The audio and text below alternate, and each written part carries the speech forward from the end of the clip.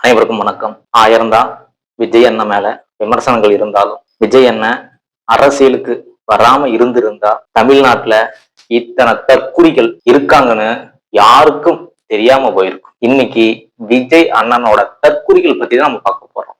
அதுக்கு முன்னாடி நீங்க ஈக்குவல் 53 சேனலை சப்ஸ்கிரைப் பண்ணிக்கோங்க. மறக்காம அந்த பெல் பட்டனையும் கிளிக் பண்ணிக்கோங்க.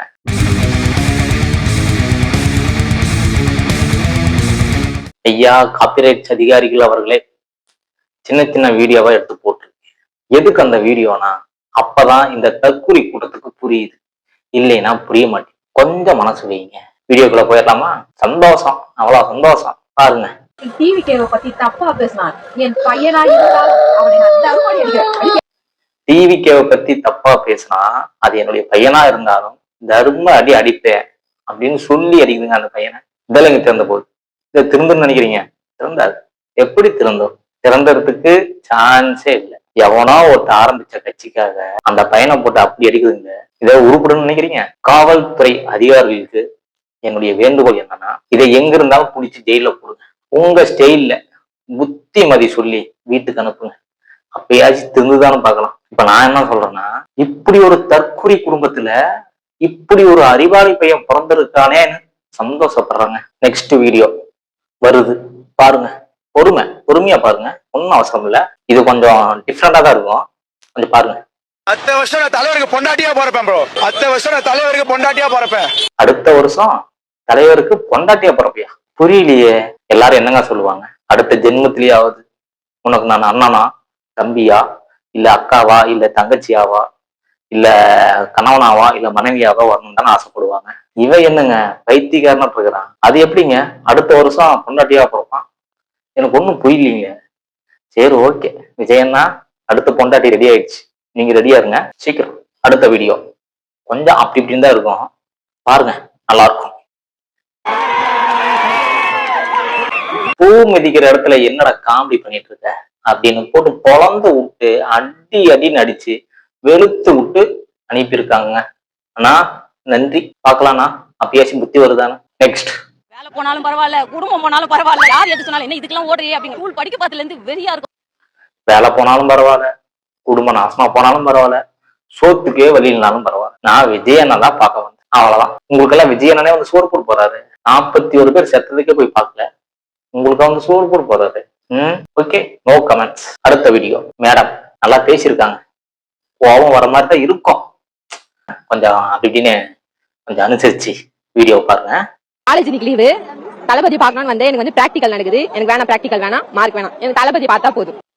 காலேஜ் முக்கியம் இல்ல, பிராக்டிக்கல் முக்கியம் இல்ல, மார்க்கும் முக்கியம் இல்ல, விஜய் தான் முக்கியம். எப்படிங்க இந்த பொண்ணு? அதுக்கு எந்த காலேஜ்னு தெரியலீங்க. அந்த காலேஜ் ஏதோ வைஸ் பிரின்சிபல் பாத்தீங்கன்னா கொஞ்சம் புத்திமதி சொல்லுங்க. படிப்பு எவ்வளவு முக்கியம் அப்படின்னு கொஞ்சம் சொல்லி புரிய வைங்க. அப்பயாச்சும் இது தெரிஞ்சுதான்னு பார்க்கலாம். நாம படிக்காம 1000 நாற்காலியில உட்காரலாம், அது வந்து நிரந்தரமே இல்லை. நம்ம படிச்சு ஒரு நாற்காலியில உட்கார்ந்தோம்னா அந்த நாற்காலி நிரந்தரமானது. படிப்புங்கிற நாற்காலி உன்னை மேலதான் கொண்டு போகுமே ஒழிய கீழே கொண்டு வராது. அதனால இந்த தற்குறி பேச்செல்லாம் கேட்டுட்டு நீங்க மறுபடியும் விஜய் பார்க்க போறேன், அண்ணனை பார்க்க போறேன், நொண்ணனை பார்க்க போறேன்னெல்லாம் போகாதீங்க. நல்லா படிங்க, அதுதான் இப்ப முக்கியம்.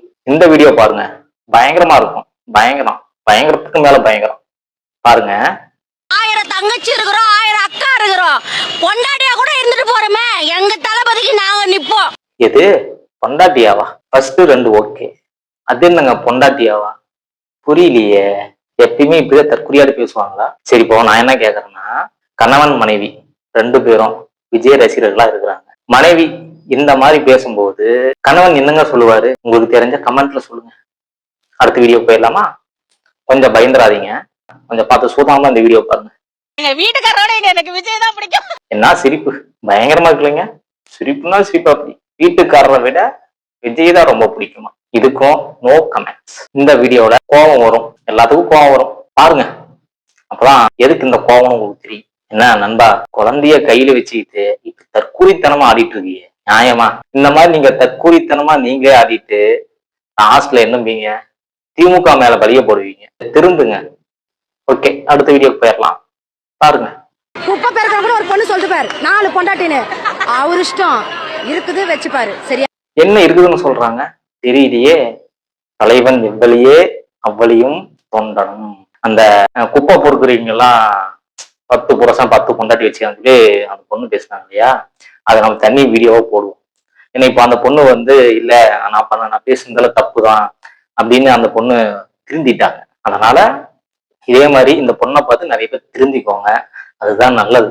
ஏன்னா இந்த பொண்ணு என்ன சொல்லிச்சு, நான் அவன் ஸ்டாலின் ஐயா வந்து அவன் இவன் நல்லா பேசிட்டேன், தப்பு தான், நிறைய பேருக்கு வந்து தப்பு தப்பா பேசிட்டேன், அது தப்பு தான், எனக்கு இப்ப தெரிஞ்சுது, புரிஞ்சுக்கிட்டேன், நான் யாராருக்கிட்ட எப்படி நடந்துக்கணும் எப்படி பேசணும்னு நான் தெரிஞ்சுக்கிட்டேன், தற்கூரி விஜயை பார்த்துட்டு வந்ததுனாலதான் நான் வந்து கொஞ்சம் உணர்ச்சி வசப்பட்டு நான் பேசிட்டேன் அப்படின்னு சொல்லியிருக்கிறாங்க.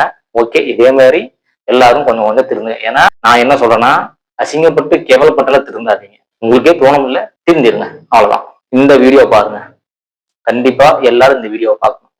என்னடா சொன்னீங்க, காவல்துறை மக்களுக்கு உதவலைன்னு சொன்னீங்கல்ல, இப்போ மக்களுக்கு உதவுறது யாருடா? காவல்துறை இல்லையா? ஏன்னா உங்க இஷ்டத்துக்கு நீங்க பேசுறது, உங்க இஷ்டத்துக்கு நீங்க சொல்றது, என்ன சொன்னாலும் நம்பிடுவாங்க அப்படிங்கிறத சொல்றீங்களா? தற்கூரியாட்டு இருக்கிறீங்கடா நீங்க. ஏன்னா காவல்துறை மேல நம்ம விமர்சனம் வைக்கலாம், ஆனா எந்த இடத்துல காவல்துறை மேல விமர்சனம் வைக்கணுங்கிறத ஃபர்ஸ்ட் நீங்க தெரிஞ்சுக்கணும். அதுவே உங்களுக்கு தெரியல. இப்ப அங்க இருக்கிறது யாரு? காவல்துறை இல்லையா? வேற யாரோவா? தெரிஞ்சுக்கிட்டு பேசுங்கடா. Next video பார்த்தலாமா? கடைசியில தான் வந்தாரு மேடம், பாருங்க. நான் சிஎம் ஆகணும். நிஜமாவா? நிஜமா சொல்றேங்க, டெஃபினெட்லி. அப்போ புரியல, இப்போ புரியுது. ஆண் சிஎம் விஜய் என்ன, பெண் சிஎம் ஒருவேளை திருசாவா இருப்பாங்களோ? நான் காமராஜர் ஐயா ஏதோ ஒரு 4 லைன் சொல்லியிருக்காப்ல, கூத்தாடி பின்னாடி போகாதீங்கடா, அவன் நாட்டை எடுத்து கூத்தியாகிட்ட கொடுத்துட்டு போயிடுவா அப்படின்னு சொல்லியிருக்காரு. கரெக்டா தரமா ஒரு 4 லைன் சொல்லியிருக்காப்ல. ஏன்னா இப்போ வந்து அது பொருந்துதுன்னு நினைக்கிறேன். உங்களுக்கு எப்படி தோணுது? எதனா கமெண்ட்ல சொல்லுங்க, கேட்போம். இன்னொரு வீடியோ வருது பாருங்க, ஏன்னா எனக்கும் பயங்கர கோவம் வருது, நீங்க பாருங்க, உங்களுக்கும் கொஞ்சம் கோவம் வரும். ஆனா பல நடிகர்கள், உச்சம் தொட்ட நடிகர்கள் என்ன பண்றாங்க, அவங்களுடைய வாழ்க்கைய வெளிநாட்டுல போய் செட்டில் ஆயிடுறாங்க, கார் ரேஸ்க்கு போறாங்க. டேய், உனக்கு அவ்வளவுதான் மரியாதை, ஒழுங்கா பேசிக்க. நீ இப்பயே பேசிட்டு இருந்தீங்கன்னா எப்படிதான் ஓட்டு வாங்குவ? எப்படி நீ ஓட்டு வாங்குவ சொல்லு? இந்தியாவுக்கு பெருமை சேர்க்காம என்னுடைய உயிர் போகாதுன்னு சொன்னவரை நீ என்னன்னு சொல்லிட்டு இருக்கிற? ரஜினி சார்கிட்ட இருந்து அறிக்கை வந்த மாதிரி அஜித் சார்கிட்ட இருந்து அறிக்கை வராம பாத்துக்கோங்கடா. அதனால நீங்க என்ன பண்றீங்கன்னா ஒழுங்கா பேசுங்க, சரியா? இந்தியாவை கார் ரேஸ்ல ஒரு நல்ல இடத்துக்கு கொண்டு வரணும்னு நினைக்கிற ஏகே சார் இங்க 50 பேரை கொண்டு போட்டு ஆடியோ லான்ஸ்ல போய் குத்தாட்டம் போட்ட உங்க அண்ணன் எங்க? மறுபடியும் சொல்றேன், ஏகே சார அரசியலுக்குள்ள இழுக்காதீங்க, அது உங்களுக்கு நல்லது. அறிக்கை மட்டும் ஒண்ணு வந்துச்சுன்னா சோழி முடிஞ்சது. புரிஞ்சுதான் நண்பா? விஜய பின்தொடர்ந்து போன விக்னேஷ் என்ற கல்லூரி மாணவன் இறந்துட்டாங்க. 19 நாள் சிகிச்சையில இருந்தாங்க, சிகிச்சை பலனின்றி இறந்துட்டாங்க. கொஞ்சமாச்சு திருந்துங்கடா, இப்பயெல்லாம் போய் சாகாதீங்கடா, நல்லது பண்ணுங்கடா ஃபர்ஸ்ட். ஏன்டா இவன் முன்னாடியே போய் யாரு போனாலும் பின்னாடியே போகாதீங்க. எதுக்கு போகணும்? அப்படி பின்னாடி போய் ஏன் உளுந்து அங்கேயும் போய் காயம் அடைஞ்சிட்டு அங்கேயும் போய் செத்துட்டு அனாபத்துக்கு இந்த உசுரை ஏன் வர்றீங்க? இல்லைன்னா போய் போர்ல இல்ல கலந்துக்கோங்கடா, ஏதோ ஒரு ஆனந்துக்கு போய் கலந்துக்கோங்கடா. இந்த மாதிரி ஏன்னா உங்களுடைய உசுரெல்லாம் வர்றீங்க? கொஞ்சம் அசிங்கமாவே இல்லையாடா உங்களுக்கு? என்னடா பண்ணிட்டு அப்படி விஜய் உங்களுக்கு என்னடா பண்ணிட்டு அதையா சொல்லுங்க? அதுவும் சொல்ல மாட்டீங்க. விஜய் தானே எங்க உயிர் மூச்சுப்பீங்க. வேற என்ன தெரியும் உங்களுக்கு எல்லாம்? சொல்லுங்க. விக்னேஷோட அப்பா என்ன தெரியுமா சொன்னாரு? 41 பேர் பலியானது கூட கவலைப்படாம ஆடியோ லான்ஸ்ல போய் டான்ஸ் ஆடிட்டு இருந்தாரு. இப்போ என் பையன் செத்ததுக்காக கவலைப்பட போறாரு. இப்ப இருக்கிற இளைஞர்கள் திருந்தணும்னு சொல்லியிருக்காருடா. எவ்வளவு ஒரு வலி மிகுந்த வரிகள் தெரியுமா அவர் வார்த்தையெல்லாம்? கொஞ்சமாச்சு திருந்துங்கடா. விஜய் மேலையும் தப்பு இருக்குது, விஜய் பின்னாடி ஓடணும் உங்க மேலையும் தப்பு இருக்குது, ஊடகங்கள் மேலையும் தப்பு இருக்குது. இப்படி நீங்க குருட்டுத்தனமா விஜய் பின்னாடி ஓடாதீங்கன்னு சொல்லாம விட்டது எங்க மேலையும் தப்பு. அதனால இப்ப நாங்களாம் என்ன பண்றோம்னா, நீங்க பண்ணுன தப்பு எல்லாத்தையும் எடுத்து ஒரு வீடியோவை போட்டு உங்களுக்கு வந்து சொல்லிட்டு இருக்கோம். இது மாதிரிலாம் பண்ணாதீங்க, இது மாதிரிலாம் பண்ணுங்க, அரசு நல்லா தெரிஞ்சுக்கோங்க அப்படின்னு நாங்க சொல்லிட்டு இருக்கோம். புரிஞ்சுதா? என்னத்த புரிஞ்சு என்னத்த பண்ண போறீங்களோ, புரிஞ்சா சரி, புரிஞ்சுக்கோங்க, தெரிஞ்சுக்கோங்க, அவ்வளவுதான். விஜய்க்கு ஒரு டைம் ஓட்டு போட்டு ஆட்சியை கொடுக்கலாமே, விஜயோட ஆட்சி சரியில்லைன்னா அடுத்த தேர்தல்ல மாத்திரலாமே அப்படின்னு நீங்க நினைச்சீங்கன்னா அந்த சிந்தனையில இருந்து கொஞ்சம் வெளியில வாங்க. உங்களுக்கு ஓட்டு சாதாரணமா இருக்கலாம், ஆனா எனக்கு ஓட்டு ரொம்ப முக்கியம். பள்ளிக்கூட போறதுக்கும், காலேஜ்ல படிக்கிறதுக்கும், ரோட்ல நடந்து போறதுக்கும், நிம்மதியா வாழ்றதுக்கும் கூட இங்க நாங்க போராட வேண்டியதா இருக்கு. அதனால எனக்கு ஓட்டு ரொம்ப முக்கியம். இங்க எல்லாரும் சமம், மேலையும் யாரும் கிடையாது, கீழையும் யாரும் கிடையாது.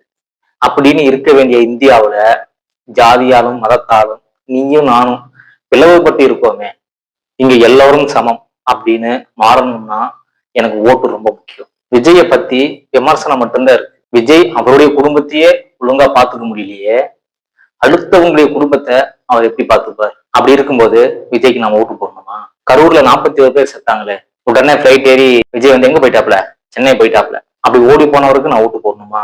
இனிமேலு என் பின்னாடி யாரும் ஓடி வரக்கூடாது, கர்ப்பிணி பெண்கள் கூட்டத்துக்கு வரக்கூடாது, சின்ன சின்ன குழந்தைகளை தூக்கிட்டு கூட்டத்துக்கு வரக்கூடாது அப்படின்னு ஒரு வார்த்தை கூட சொல்ல முடியாத விஜய்க்கு நான் ஓட்டு போடணுமா? விஜய்னால 50 குடும்பத்துக்கு மேல மீற முடியாத துக்கத்துல இருக்காங்களே, அதைய பார்த்தும் கூட நான் விஜய்க்கு ஓட்டு போடணுமா? போதும்டா, திருந்துங்கடா. முதல்ல அரசியலை பழகு, அதுக்கப்புறம் யாருக்கு ஓட்டு போடணும் அப்படிங்கிறத டிசைட் பண்ணு. நன்றி.